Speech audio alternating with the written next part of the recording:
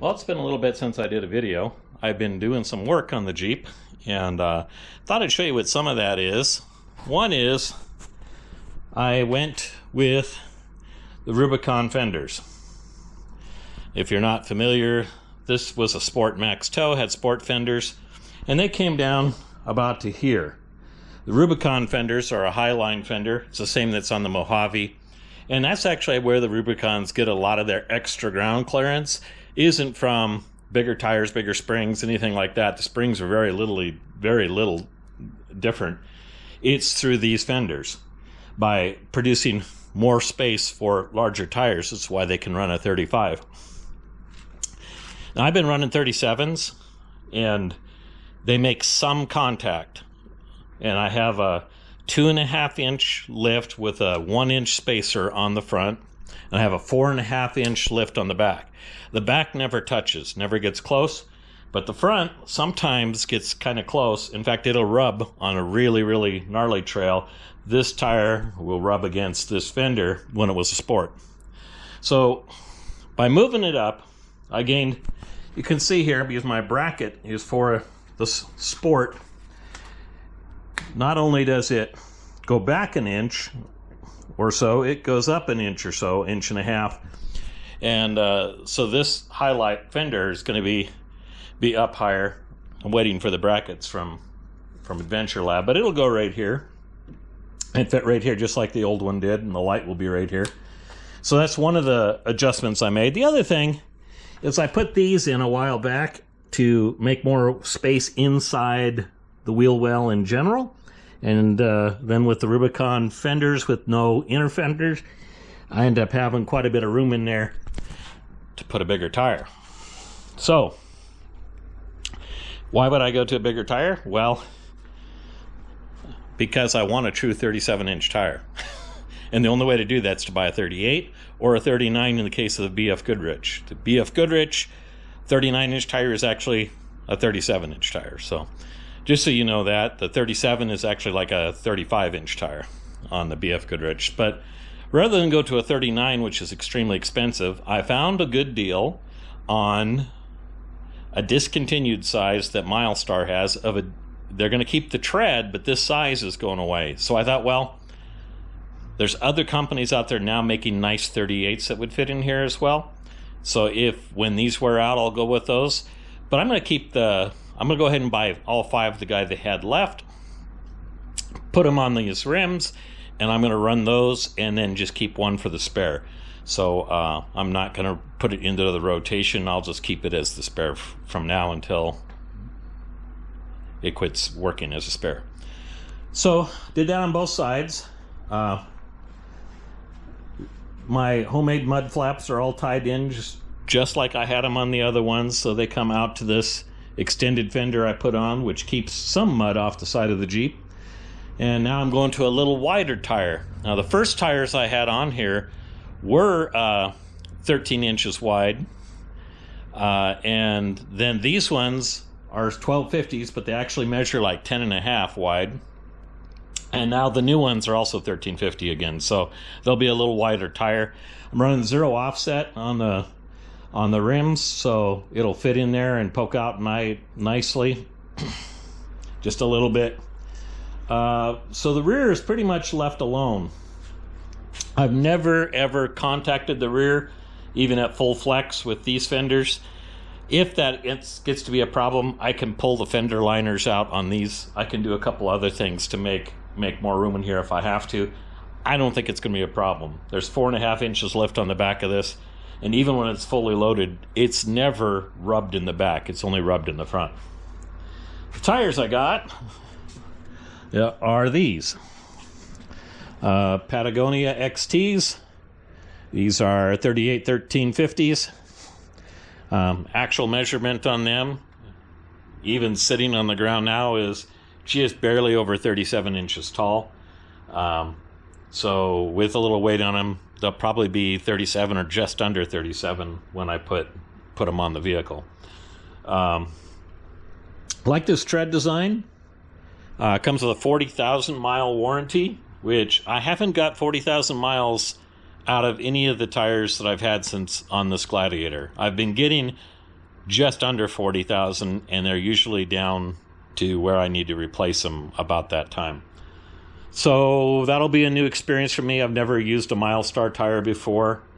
If I get 2 or 3 years out of them and they're holding up good, maybe I'll buy them again. I know lots of people say they're great, and some people say they're not great. So I'm about to find that out. The other thing is they are 3-ply sidewalls and everything on here. Other than that, they're a load range D tire, which should be okay. I run the Method bead grip rims, so when I'm off road and snow wheeling and stuff, I can always get a little better deal. My old spare, that's my COVID spare. It was the only size tire I could get back in 2020 when I put all this together. And I was going on a month-long trip in my Jeep. That was the only tire that I could get anywhere. That was a 37. So I bought it, and it's been my spare. I haven't put it into the rotation. It's on a different rim than all of my other rims. And so I'm going to carry on my tradition. I bought a cheap discounted rim. That last tire is going to go on. It's go under there. My son, on the other hand, he had one of my old tires for a spare, and he blew one of his new tires out, ripped out the sidewall. They did replace it, but he was on the trail, and I'd given him one of my old tires for a spare, and he said that was almost as scary as running on the blown out tire because it was wore out. And it really is. It was pretty flat. So I'm giving him that tire for his spare now, so he'll have a decent spare under his, and I'll put one of the new ones under mine, like I said. The other thing is a question I've wondered myself is, can a 38 fit under there? And as far as putting it under the tire rather than taking up space in the bed, because a lot of what I do is overlanding. In fact, most of the trails in Montana, I'd say, are rated a 2.5 or 3 at best. There are some tougher ones, but most of the trails run about there, and it never hurts the tire being under there. So I'll show you what I did under there. So first off, I'll point off that I shortened the heat shield, and that's bent back just a little bit from the stock position. And then I took out a whole portion of the heat shield, and I took out muffler number 3. As you know, the Gladiator has a resonator, and then a muffler, and then another resonator. And everything I've read says you can't tell a difference if you take that last resonator off. And I've taken it off, and I can't tell a difference. There's no sound difference whatsoever back here. So I took it off and just ran a little pipe here. So rather than have that muffler there, right next to that heat shield, with all of that heat, it's dumping the exhaust. And so the tire should, in theory, fit between here and here, which is about 37 inches across from this side to that side. And then in the front, I went with the metal cloak track bar, which has this nice bend in it, which supposedly allows you to have a good flex and not have the tire rub. And that's been the case with my 37. So I'm going to see how it fits with the 38. And then in the back, I took off some of that there, gained me about a 1/2 inch, I think. Left the welds intact, but I took off the extra steel that was sticking there. That should give me a little bit of space more here to tuck that tire in there. So theory is, and I'll find out tomorrow because I'm having the other tires put on tomorrow. I'll bring it back home and set it all up and see if my spare fits in here without any problems and I hope it does. That's really my hope. I don't want to have to find a new place to put my spare. I think this will work great. I've seen a couple of guys online do some of that trimming like that, and they say it works great. So we'll see if it works great.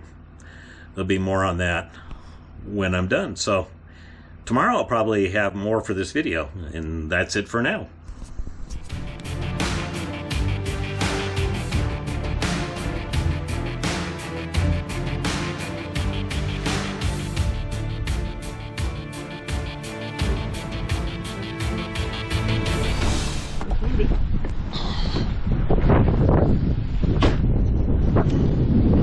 Well, decided to go for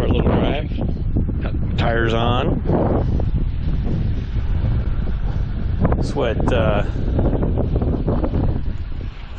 38-inch tires look like on the Gladiator. And some beautiful views out here. Snow rated, 3-peak, all terrains, 19-30 seconds for the depth, so they've been doing good. Had them out on the highway so far, and just fun.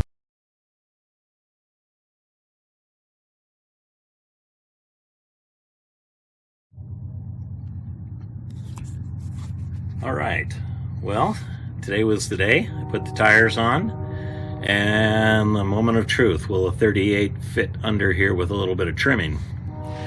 This is the track bar. So it has a 1/2 inch to 1 inch most of the way around it, so I think that's good. Frame rails and the heat shield. Heat shield is still separating the tire from the exhaust. Frame, how high does it sit? That's about where it sits from the back. So for 99.99% of the four-wheeling I do, that's perfect. I got my skid back on there. That's so that rocks don't get stuck in that hole or snow. If you haven't done that, then you don't know what's really fun.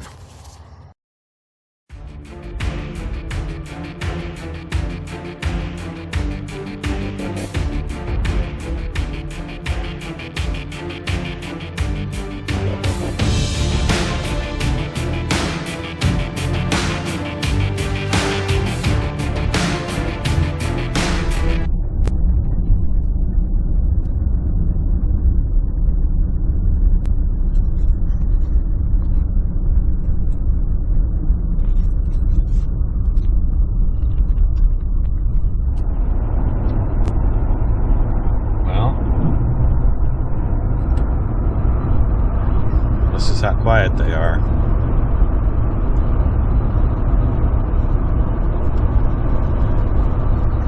It's pretty quiet. You can't. Most of our tires have been a lot noisier. Yeah, they're really kind of stunningly quiet. Hearing things that I haven't heard in a while. Hear every shift of the engine.